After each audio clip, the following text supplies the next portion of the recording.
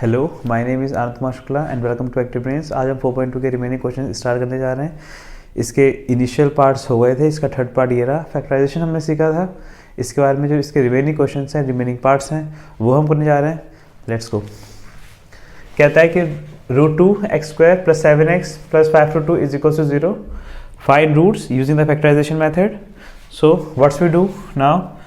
Let's solve solution by using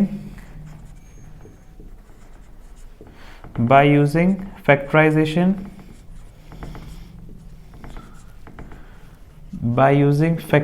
method.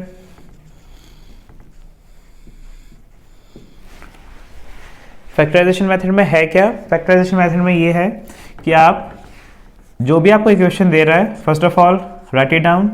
√2x² + 7x + 5√2 = 0. Now do product of the term of x² and the constant term. Term of x², that is √2x² and the constant term is 5√2. इनका आप multiply करिए। Product क्या क्या है numbers हैं आपके पास? √2x² and 5√2. 5 into 1 5. √2 into √2 gives you 2, and simply x² gives you what? 10x². It means that you need two terms whose product is equals to 10x², and at the same time you need two terms whose addition or subtraction give you the middle term, that is 7x.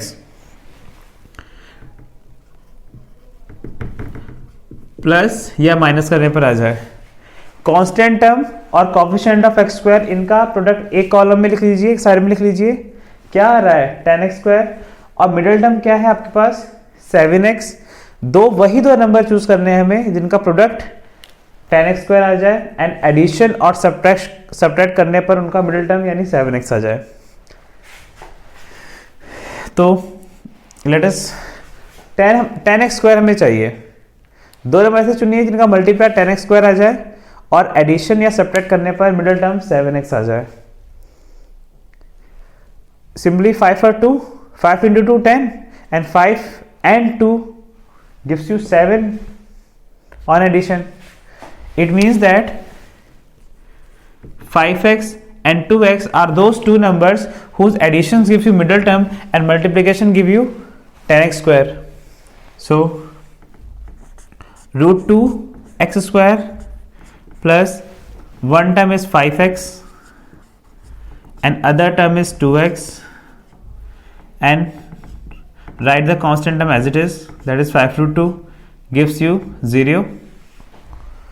Now there are four terms, 1 2 3 and 4. Take something common from 1 2 term and other two, and something common from last two terms. Take x common.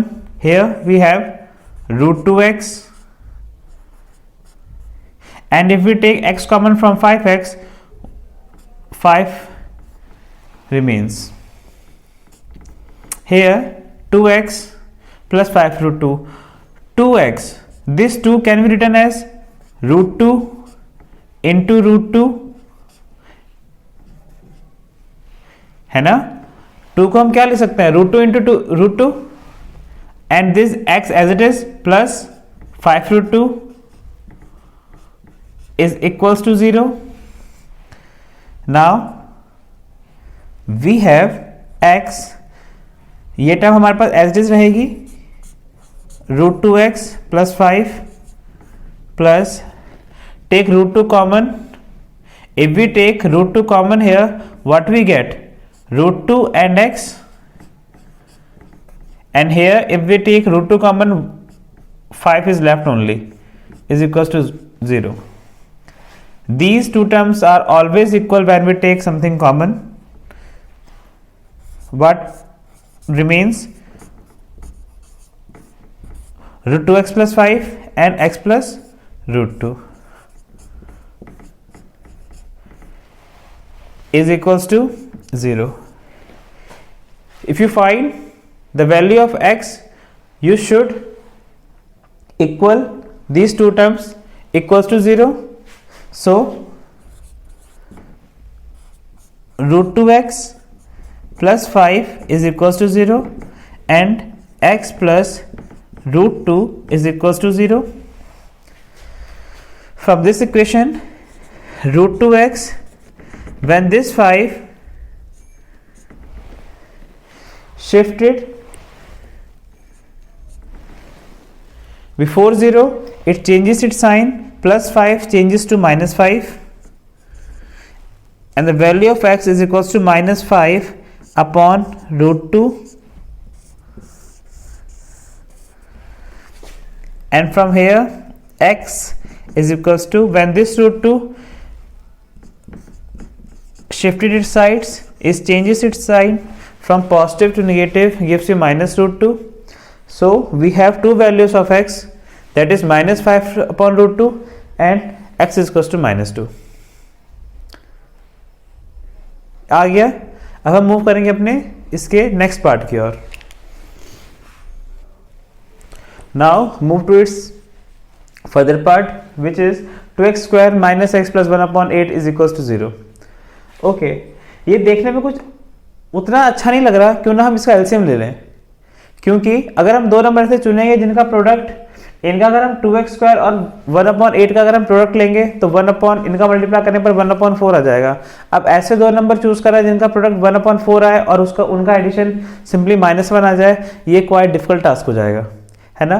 तो it's easy if you take LCM. Okay, इसके नीचे कुछ भी नहीं है यानी 1, इसके नीचे कुछ भी नहीं है यानी 1. जब आप एलसीएम ले लेंगे तो नीचे क्या आ जाएगा, simply 8.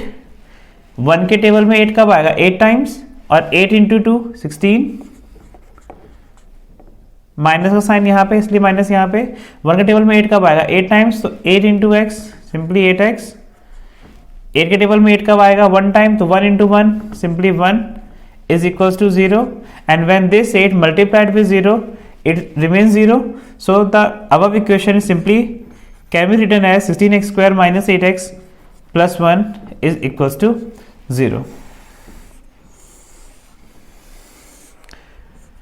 Now this quadratic equation look little bit easy.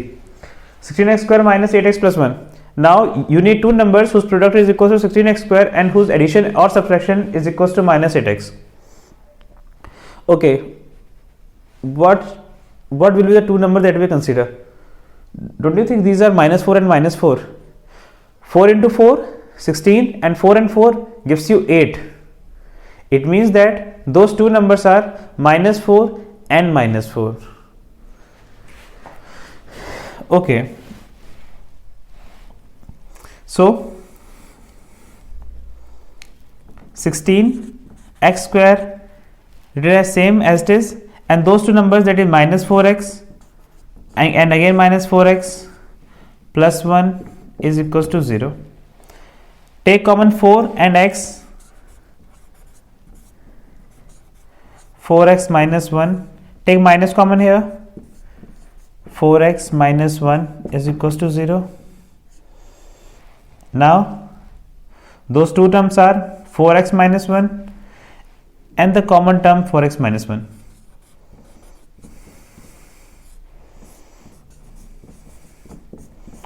Is equals to 0. From there, if you want to find the value of x, equate this equal to 0. So this first term 4x minus 1 equal to 0. 4x, this minus 1, when go to right hand side, it changes its sign to minus to plus, and this x is equals to 1/4. Similarly, these two terms are the same, so x again is equals to 1/4. Same value of x is equals to 1/4. Is it clear or not? Let's move to the further part. Okay, अब move करते हैं इसके last part की तरफ, जो कि है 100x square minus 20x plus 1 is equal to 0. Okay, अब एक तरफ सेम वही सारे स्टेप्स की एक तरफ क्या करोगे, एक तरफ कोएफिशिएंट ऑफ x स्क्वायर और जो कांस्टेंट टर्म है इनका प्रोडक्ट देख लीजिए. ये है 100x स्क्वायर, ये है 1, इनका प्रोडक्ट कितना हो जाएगा सिंपली 100x², और आपके पास मिडिल टर्म कौन सी है, -20x। आपको क्या करना है, आपको दो नंबर ऐसे चूज करना है जिनका प्रोडक्ट इक्वल आ जाए 100x² के, और उनका एडिशन या फिर सब्ट्रैक्शन इक्वल आ जाए -20x के। देखो अगर आप 25 और 4 लेते हो तो 25 × 4 100 हो जाएगा, 25 × 4 100 हो जाएगा, लेकिन 25 और 4 प्लस करने पर 29 हो जाएगा, माइनस करने पर 21 हो जाएगा, बल्कि हमें कितना चाहिए 20x सिंपली। अगर आप 20 और 5 को ले लोगे तो 20 × 5 100, but when you add 20 and 5 और subtract 20 and 5 you doesn't get 20. Now if you consider numbers 10 and 10, तो 10 × 10 आपको 100 दे देगा, और 10 और 10 अगर आप ऐड कर दोगे तो आपको 20 दे देगा। आप सोच सकते -20 लेना था तो आप -10 और -10 ले लीजिए ना, ठीक हो गया। चलते हैं, तो अपने दो नंबर वो कौन से हो गए, -10 एंड सिंपली -10। तो जो हमारा जो फर्स्ट टर्म होती है वो ऐसे लिख दीजिए आप 100x², और इसकी जो मिडल टर्म है ना, मिडल टर्म की जगह पे वो दो नंबर आएंगे जो आपने चूज किए हैं, that is -10x and next one is again -10x, and constant term as it is, that is +1 and is equals to 0।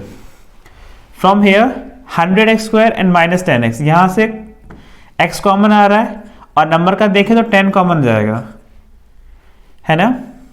10 से किसका मल्टीप्लाई यहाँ पे कर दें कि जो हमारा 100x² आ जाए, तो सिंपली 10 × 10 100, और यहाँ पे 2x थे, एक x अगर बाहर चला गया तो मेरे पास 1x बचा रहेगा, ठीक हो गया। और यहाँ पे -10x था और 10x ही बाहर चला गया, ये टर्म मेरे पास पूरी बाहर चली गई, तो यहाँ पे सिर्फ क्या बचा, -1।